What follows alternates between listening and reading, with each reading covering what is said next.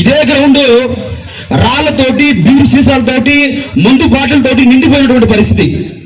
అలాగే రాత్రిపూట ఆ పైకి చేరి గంజాయి తాగుతూ ఇచ్చలవిడిగా ఈ గ్రౌండ్ ఉన్నది. 1.5 సంవత్సరం ముందు కేసీఏ కుటుంబ సభ్యులు మేమందరం కూడా కలిసి కోచ్ రాజా గారు ఇక్కడ చూసిన మేరకు ఆ నెట్స్ పర్మిషన్ కోసం ఇక్కడ మేమందరం కేసీఏ కుటుంబ సభ్యులు అందరూ కూడా ప్రతి ఒక్కరు ఆ నెట్స్ ఏర్పాటు చేయాలి, మా బిడ్డలే భవిష్యత్తు మేమందరం కూడా చూసుకోవాలి అని ఎంతో మేము కష్టపడి ఆ గ్రౌండ్ అక్కడ ఉన్నటువంటి నెట్స్ ఏర్పాటు చేసుకోవాలని మేము సంకల్పించాం. అప్పుడు ఈ కేసీఏ నెట్స్ అంతా కూడా రెడ్ ఫీల్డ్ స్కూల్ దగ్గర ఎక్కడో అడవుల్లో ఉన్న పరిస్థితి. అక్కడ ఉన్నటువంటి నెట్స్ తీసుకొచ్చి ఈ మూల పెట్టాలని చెప్పి ఎంతో ఆలోచనతోటి ఇక్కడ ఉన్నటువంటి కేసీఏ కుటుంబ సభ్యులు ప్రతి ఒక్కరు కూడా ఎంతో కష్టపడి ఆ నిర్మాణం ప్రారంభించాం. ఇక్కడ కొందరు వైసీపీ నాయకులు వాకర్స్ కొంతమంది, వాళ్ళ పేర్లు నేను చెప్పకూడదు, కొంతమంది ఇక్కడ సిద్ధు అనే కుర్రాడు ఉంటే కనుక అక్కడ పర్మిషన్ ఇవ్వమని చెప్పి మా కేసీఏ కుటుంబ సభ్యులందరూ కూడా చెప్పడం జరిగింది. నేను ఒకటే మాట చెప్పాను ఆ రోజు, మళ్ళీ మా గవర్నమెంట్ వచ్చాకే ఇక్కడ అడుగు పెడతానని చెప్పాను. ఆ గవర్నమెంట్ వచ్చినటువంటి సంవత్సరాల పాటు ఇక్కడ అడుగు పెట్టలేదు. ఈ రోజు గవర్నమెంట్ వచ్చింది 6 నెలలైంది. కావ్య కృష్ణారెడ్డి గారు అన్నగారి సలహా మేరకు ఈరోజు ఈ శాప్ గ్రౌండ్ ఏ విధంగా అద్భుతంగా అభివృద్ధి చెందిందో మీరు చూస్తూ ఉన్నారు. ఇక్కడ ఏర్పాట్లు ఏ విధంగా ఉన్నాయి, ఇక్కడ నెక్స్ట్ నుంచి ఎంతమంది ఈరోజు స్టేట్ ఆడుతున్నారు, జోన్ ఆడుతున్నారు, అలాగే డిస్ట్రిక్ట్ ఆడుతున్నారు, మనమందరం కూడా గమనిస్తూ ఉన్నాం. మన కూడా సందర్భంలో అన్న ఒక పిల్లడు ఇబ్బంది పడతా ఉన్నాడు, ఒక చిన్న రికమెండ్ చేయాలంటే ఆ పిల్లడు సెలెక్ట్ అయ్యే వరకు కూడా మన ఎమ్మెల్యే గారు ఫాలో చేస్తూనే సెలెక్ట్ చేయించినటువంటి పరిస్థితి మనమందరం కూడా చూసాం.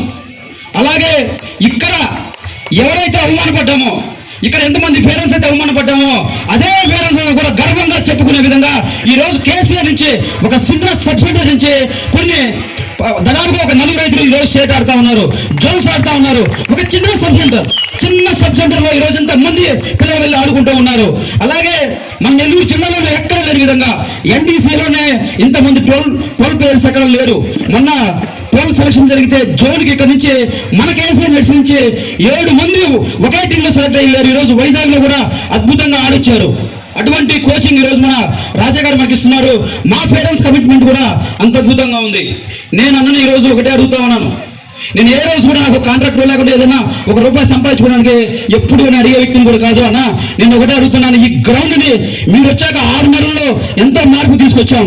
అలాగే ఈ గ్రౌండ్ అభివృద్ధి చేయండి. ఎంతో మంది క్రీడలు, అలాగే ఈరోజు కావల్లో చదువులకు కానీ క్రీడలకు కానీ కావాలి పుట్టినిల్లు క్రీడల్ని మీ ద్వారా ఈ 4 సంవత్సరాల్లో నేను చెప్తున్నాను, ఈ కేసీఆర్ నెట్స్ నుంచి మీ ఆధ్వర్యంలో మీ సహాయంతోనే మన ఏపీలో కూడా ఆడే పిల్లలు చాలా మంది ఉన్నారు.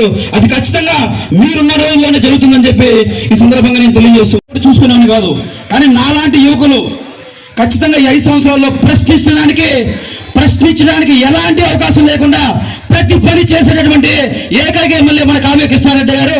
మాలాంటి వారికి పని ఉండదు, గుర్తుంచుకోండి.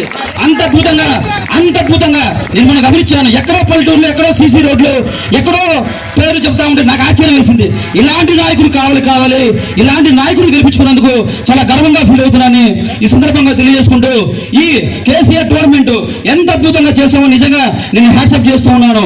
ఇక్కడ కష్టపడేటువంటి చిన్న పిల్లలు, ఇక్కడ లక్కీ గాని, శశి గాని, అలాగే అద్వైత్, ముఖ్యంగా చెప్పాలంటే నిశ్చల్ చిన్న పిల్లలు ఎంత అద్భుతంగా చేశాడో మనందరం కూడా చూస్తున్నాను. మరొకసారి కేసీఆర్ కుటుంబ సభ్యులందరూ కూడా ఇక్కడ సహకరించినటువంటి ప్రతి పేరెంట్ కూడా పేరున ప్రతి ఒక్కరు కూడా కృతజ్ఞతలు తెలియకుండా సెలవు తీసుకుంటున్నాను.